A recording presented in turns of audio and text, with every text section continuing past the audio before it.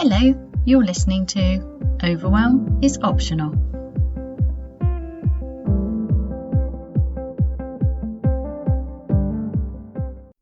Hello, in today's episode I want to talk about success versus health. Clearly, that's a nonsense. Clearly, success without health cannot possibly be success.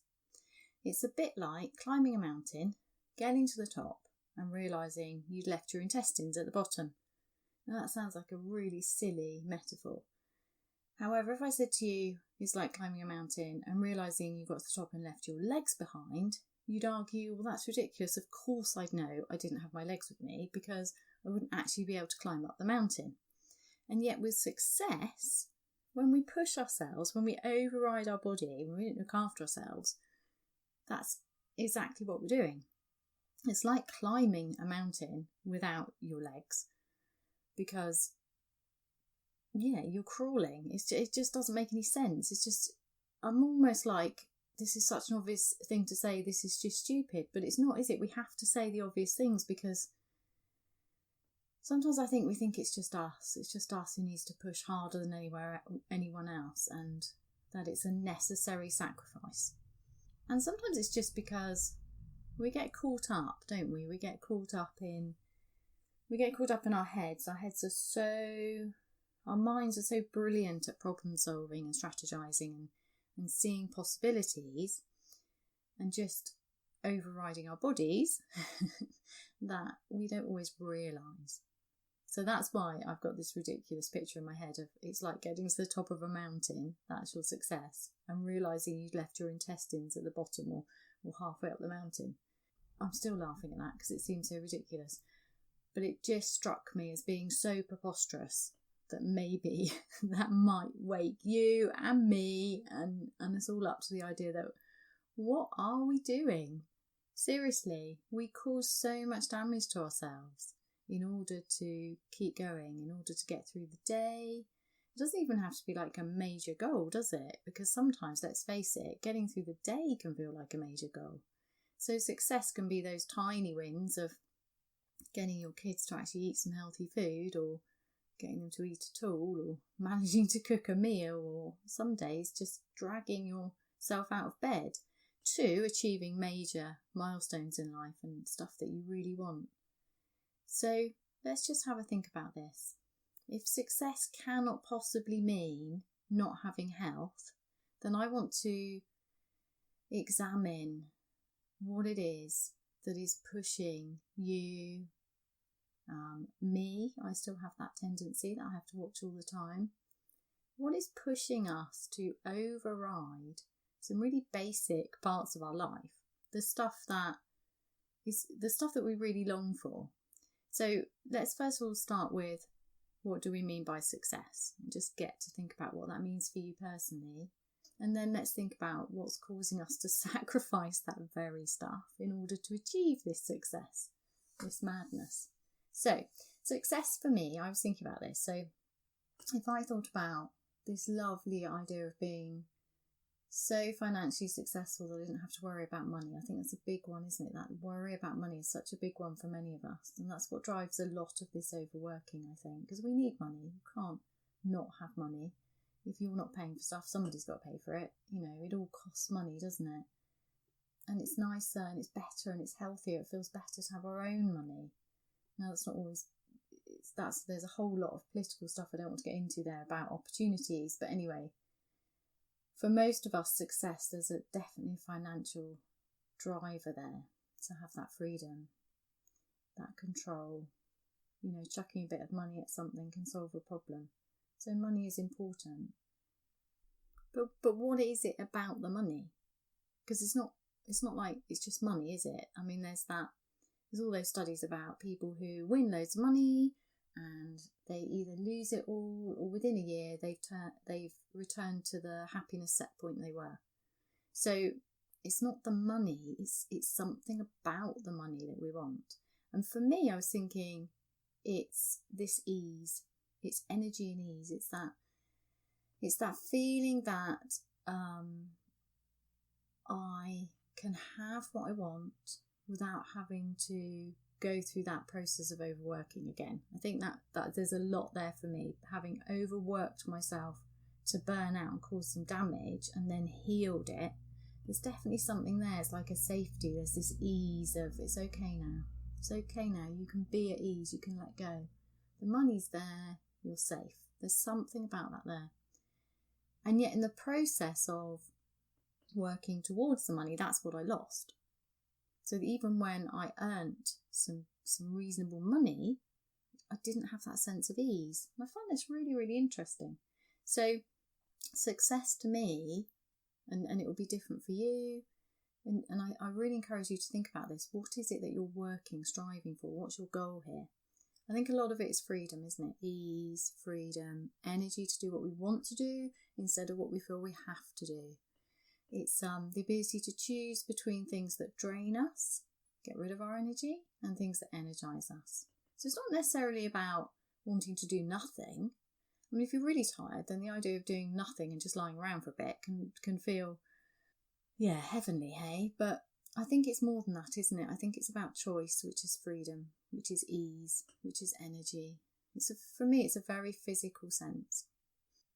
That's what I'm thinking about as success. I suppose you could also look at the external drivers, the wanting to be accepted, the wanting to be seen as good enough, the wanting to be seen as successful.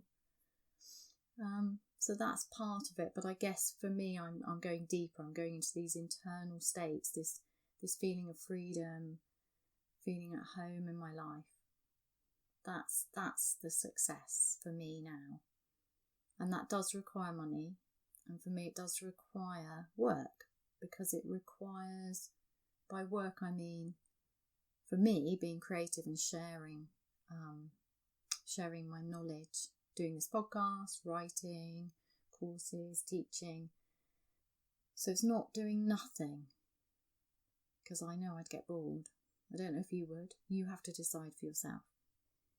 But in order to get this success, it's really tempting to overwork and lose the energy and the ease that I already have. And that's what happened to me. Is that happening to you? Being in that state of overwhelm where you're just getting through. It's the problem with overwhelm, isn't it? We can't see what's going on.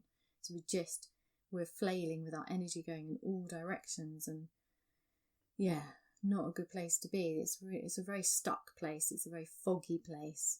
It's a very exhausting place to be. It's definitely not success. And yet that seems to be a given, that on the way to success, you have to get stuck in overwhelm. It just seems to be such an habitual thing at the moment. And I don't know when it happened, because I'm sure life has often throughout history had an opportunity to become overwhelming. But I'm not quite sure when the language changed, because I'm really aware that overwhelm is not a noun yet. It will be. We talk a lot, don't we, about overwhelm. It's there, it's out there now. So I'm not sure when that happened. I'm not sure when everybody started saying I'm really overwhelmed. I'm glad that it's out there. I'm glad we're talking about it. I think it needs to be talked about. I think it's a tragedy, quite literally. Such a waste of our lives. Anyway, so what is it about us that drives us to kind of believe that we have to get into that state, that success requires sacrifice? It requires pushing through overwhelm. It requires striving. It requires sacrifice of our health. It requires disconnecting from our bodies, overriding our bodies' needs for basic stuff like movement and good food and connection.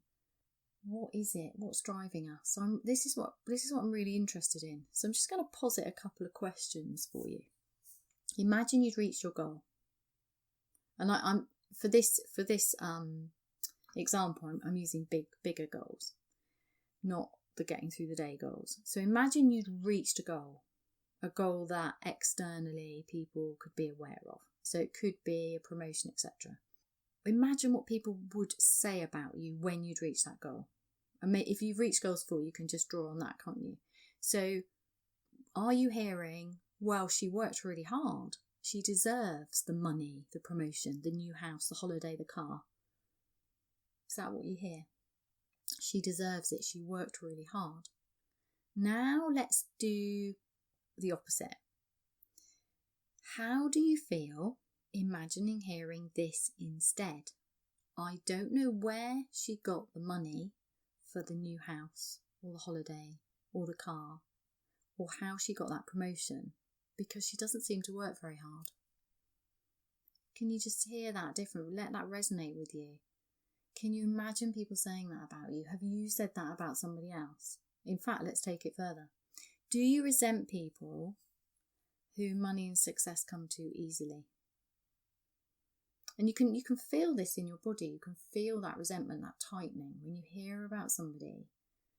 Somebody who didn't deserve the promotion because they didn't appear to work hard enough. Now, there's a difference, isn't there, between somebody who doesn't deserve the promotion because they're really not going to be very good at it. And that happens a lot, doesn't it? And there's a difference between somebody working really hard for a promotion and not getting it because actually they weren't the right person. So I'm not linking the working hard. Some people are just better at jobs than others. But it's that, do we need to feel that people would say about us, that we can say about ourselves, that we deserve it? And are we resenting people who we don't feel deserve things? So I'm going to think about another example. I've really noticed how people talk about people with money and how people talk about big businesses. So this is success, isn't it? These are two big success things. So if we talk about somebody like Richard Branson, who obviously he's very, very successful and he has lots of money. He owns an island. And there was a lot of resentment recently about him. And I just find that really, really interesting, because he's an amazing guy. I mean, literally, he's an amazing guy. He literally has ideas, gets people together and makes stuff happen, and he creates amazing success. Sometimes he fails, but he still learns from that. So he's got that real, just highly developed entrepreneurial skill of being daring and connecting and failing and learning and being successful. And I have an enormous amount of respect for him. And even if you don't have an enormous amount of respect for him, for whatever reason, and that's your business, seriously, have you ever flown on Virgin Atlantic? It's the best experience. I love flying to New York on Virgin Atlantic. It's such a nice experience. Everybody's so nice to you. The actual flight is nice. That's success. So I don't have any resentment towards Richard Branson making loads of money and owning an island. I think it's brilliant, actually. That's how I feel about it. I don't know if I always felt like that, though. So I'm just interested in that. We have very emotional reactions to people who are successful. Like, it's not quite acceptable. It's kind of acceptable to a point. That person, small businesses, and yes, small businesses deserve our support if they're good businesses, if they're ethical, because it's not about being a small or a big business, is it? It's about something much more integral than that. But why do we, once people get to a certain size with their success, we start knocking them? What is that about? Where's that coming from? It's this, you're too big for your boots, people shouldn't have that much money. I don't know what it is, but I think it's really worth examining, because I really believe it's linked to our overriding our health in order to reach our own success. I think it is. Is it for you? That's my question. And then another example I've got is the company Zoom. So obviously with the lockdown, we needed companies like Zoom. Zoom were quite small, and then they got much, much bigger. And I heard resentment. Oh, I should have bought shares in Zoom. Oh, look at Zoom. Zoom don't deserve my money. Why does Zoom suddenly not deserve to be paid? What is it? Why do they not deserve to be successful? I don't understand. They had an idea. They created a business. They provide a really good service. They've responded to any criticism about their service and have acted very quickly to solve problems. I don't understand the hatred towards anybody who's successsul. It doesn't make any sense to me. Because if that's the way we're going, that people who have money and are successful, when they behave ethically with integrity, when they're providing a good service and good value for their customers, so I suppose we could call it a good company. I don't like getting into black and white. I don't believe there are good and bad companies. I think there are ways of behaving which are better than others, and you can choose which ones are best, can't you? my point is, can you separate the success and money out of that equation just for a moment, rather than, I don't want to get caught up into a political thing about some companies are more deserving than others. Yes, they are more deserving of your custom if that's what you feel, and that's really important, and we all need to consider that because that's the power we have as consumers. But I want to separate that out. That's a different discussion, and think about you and how you're driving yourself in your life at the moment. Because every time you get up in the morning and brace yourself against your day, push yourself out of bed even when you're exhausted or not feeling well, in order to achieve success, there's something fundamentally flawed there.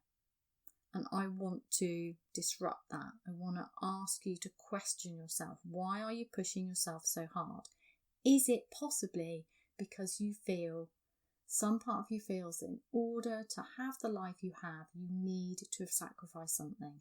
And if it is, can you instead consider that maybe you don't have to do anything to be deserving of your place on the planet?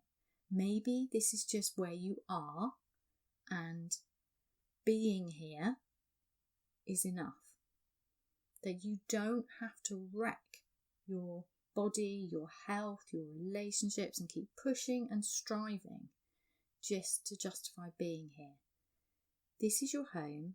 This is where you are. You have a body. Your body is incredible.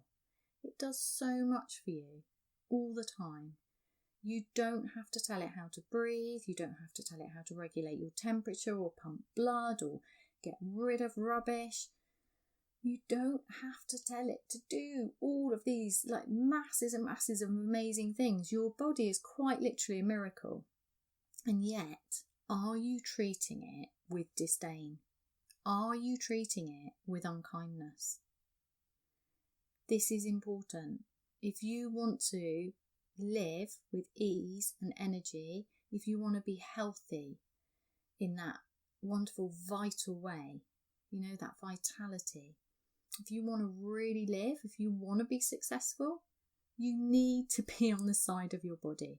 You cannot be successful by definition by treating your body as an inconvenient slave, like its niggles and needs are in the way of your plans for the day.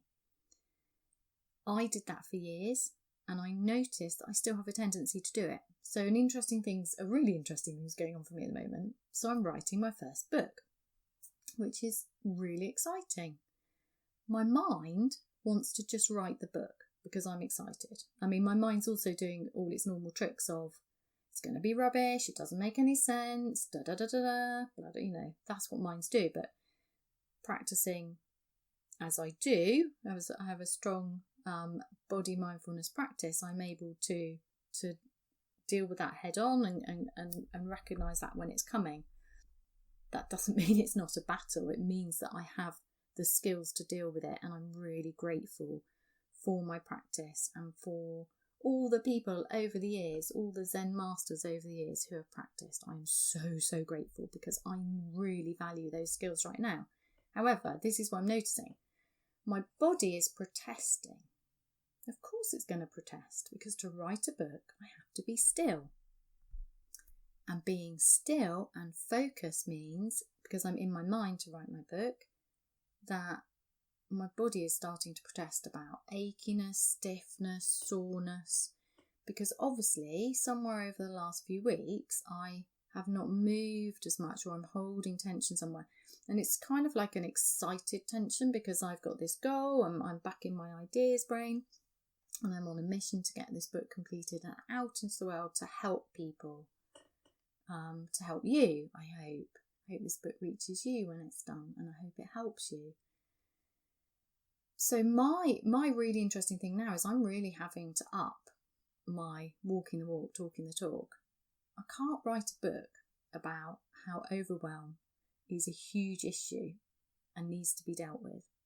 How overwhelm is optional, and the solution is to tune into your body and then work from this connected place where you've got the information, the wisdom of your body, and you're able to control your attention and catch your sneaky mind doing all of its doom and gloom. This living more skillfully. I can't write a book about that unless I write it from that place of connection. So this is really good for me. This morning I was writing about it and thinking, oh my God, this is a real problem. How am I going to write the book? Unless I, took like years and years and years, because then I would have to be still for less time out of my day. But that's not going to happen. I need to do it now. It's important. And then I suddenly realised it's not a problem. And I think this is really important. This is linked to what I was saying about success and your body being inconvenient. So those inconvenient signals from your body that get in the way of your plans for success, what if they were, instead of being inconvenient, stuff that needs to be dealt with, like my body needs to move more often, which interrupts my writing, what if instead that was information? So for me, I'm really upping my practice. I'm going deeper with it, with the whole, how do I write a book while listening to my body? What do I do with that information? And that will go into my book. And I think that's really exciting. And I'm really interested to see how that weaves into the book, how that ups my game. Will it, for example, change how I write it? So physically how I write it. So I have been doing it on the computer. I've spent time doing the planning, and now I'm just doing the writing. I'm using Tucker Max's scribe method. It's amazing. You can just get it for free. He's such an amazing guy. I'm using his method, so I've spent weeks doing the whole deep dive into who it's for and what its purpose is. So it's useful. It needs to be useful. It's not about me. And now I'm in the you just write, and he calls it a vomit draft, which I think is brilliant. So that just gets me out of my editing phase and, that's not good enough and I need to change this, which takes too long. So I'm just literally got this plan now to wake up. Whenever I wake up, before breakfast, I write a chapter. Now, I don't know if this is possible. I just thought, really, a whole chapter before breakfast? And I'm not moving my breakfast. That's the key, isn't it? So I'm tuned into my body. If I'm hungry, I've got to go and eat, because that's how I prefer, that's how I choose to live. So that's quite funny, isn't it? So then my mind's doing this thing of, well, maybe that's impossible and you should lower your expectations of yourself, because putting pressure on yourself didn't end well last time, did it, Heidi? This is where my mind's going. But my attitude is, well, let's just try it. Because time bends, and sometimes when you really get in that zone, that flow state, the words just come and stuff just happens. So I just thought, well, I'll just give it a go. What's the worst that can happen? I have half a book instead of a whole book. I just keep going. It's not terrible, is it? It's not failure. But I'm not wrecking my health to do it, because that would definitely be failure. Particularly when that's what the book's about. So I find this quite amusing. Anyway, this morning was day one of there's 8 chapters, 8 days, a chapter before breakfast every day. And I got up really sleepy, and I just thought, no, but I said I'd do it, so just do it. So I went back to bed with my laptop, wrote, and then it was time to go and have breakfast, and it was 2,000 words. 2,000 words of rubbish, but that's okay, because then you go back and edit it. But it was funny, and I thought, oh my God, I think that might actually be a chapter. So that was a miracle that might not be repeated. But anyway, I think that tuning in will change how the book's, I know it will change how the book's writing, and I'm hoping it's going to allow the words to come more easily, allow me to get into a state of flow and to be more open and giving, to make the book more useful, faster, and to get out of my own way quicker. And the other thing was, will it change physically how I'm writing? So I was writing on a laptop. Laptops are inside, aren't they? And I actually think with a pen. So then after breakfast, I went outside and started writing with a pen. So it's interesting. Will it, because the pen feels white? I don't quite know. I think there's research on this about pens and part of your brain, but the pen feels more physical. It feels more connected to my body than a laptop does, even though with a laptop you're using 2 hands. So I find that really interesting, and I'm just going to play with that, because it's all about, for me, part of making overwhelm optional is not to get so caught up in things, not to not to take things so seriously. So there are things that are really serious: my health, my body, honouring my body, looking after myself, being kind to myself. My practice of body mindfulness is serious, as in it's a priority. But it's not serious as in play with it. Like in the same way, movement. So I've moved away from exercise, serious exercise, into movement, because that's more of a playing and allowing. It's lighter. Make it lighter. Have more fun. So yeah, my aim is to write this book while honouring what my body needs and tuning into my body while I do it. So really deepening my practice. And therefore doing something successfully, maybe for the first time in my life. And I don't mean that the things I've done before aren't successful. I just mean that the sacrifice meant that afterwards I had to recover. Like the year that I did a year with the OU, and then went to visit a friend in Hong Kong and slept 14 hours straight all week to recover from the stress I'd put myself under to finish my degree. That kind of thing, that compromise and then recovery. I'd like to write the book while honouring the rhythms that my body need, and then not need masses of recovery at the end, because that would be a real experiment in success versus health for me. What are you going to do? Is there a way, tiny ways, because that's a big goal obviously, are there tiny things you can do throughout your day that allow you to have success without compromising your body's needs, your needs to live? Just a thought. Could you, for example, when you're thirsty, go and get a drink? I think that's probably one of the fastest ways to start this off. Thirsty? Go and get a drink. Drink water or something that actually quenches your thirst. Just an idea. Or if you're tired in the evening, could you go to bed rather than staying up and missing your sleep train, as I call it, and then having to wait for the next sleep cycle and then feeling really exhausted the next day? I don't know, it's just a thought. These are really simple ways, aren't they? Drink when you're thirsty, eat nourishing food when you're hungry, move when your body needs to move before it gets stuck and stiff and achy and then becomes another problem to solve. Sleep when you're tired. That kind of thing. Just a thought. Let me know.